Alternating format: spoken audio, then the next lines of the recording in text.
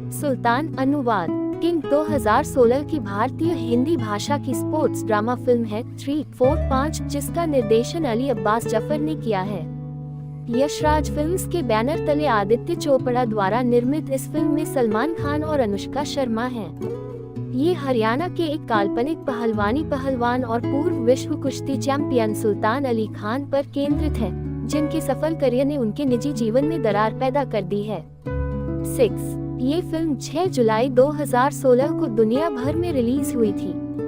इसे समीक्षकों से सकारात्मक समीक्षा मिली और इसने दुनिया भर में 623.33 करोड़ रुपए $93 मिलियन की कमाई की और यह अब तक की 10वीं सबसे ज्यादा कमाई करने वाली भारतीय फिल्म है। सुल्तान अली खान एक मध्यम आयु वर्ग के स्थानीय पहलवान और पूर्व कुश्ती चैंपियन हैं, जो हरियाणा के एक छोटे से शहर रेवाड़ी में एकाकी जीवन जी रहे हैं।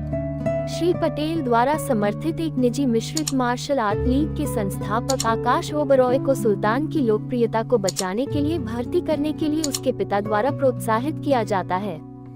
हरियाणा की यात्रा के बाद वह सुल्तान को भर्ती प्रस्ताव देता है, जो स्पष्ट रूप से मना कर देता है और कहता है कि वह कुश्ती से पूरी तरह सेवानिवृत्त हो गया है।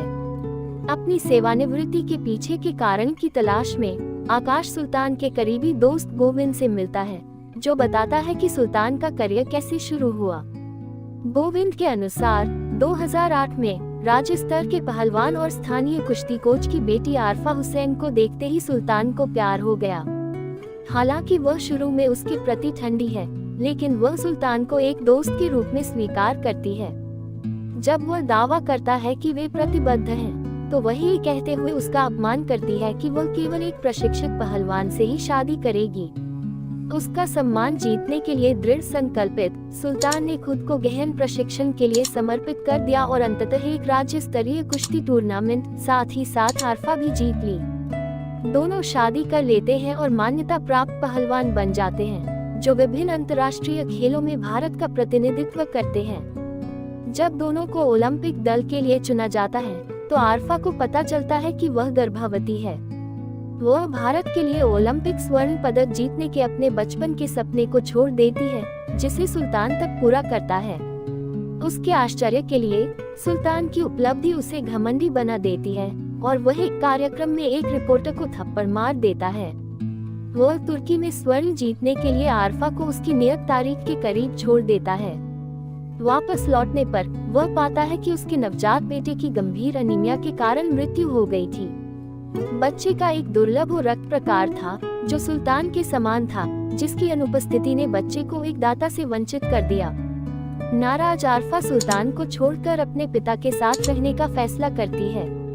अपनी पत्नी और बच्चे को खोने से निराश सुल्तान अपने बेटे के नाम का ब्लड बैंक खोलने के लिए धन जुटाता है।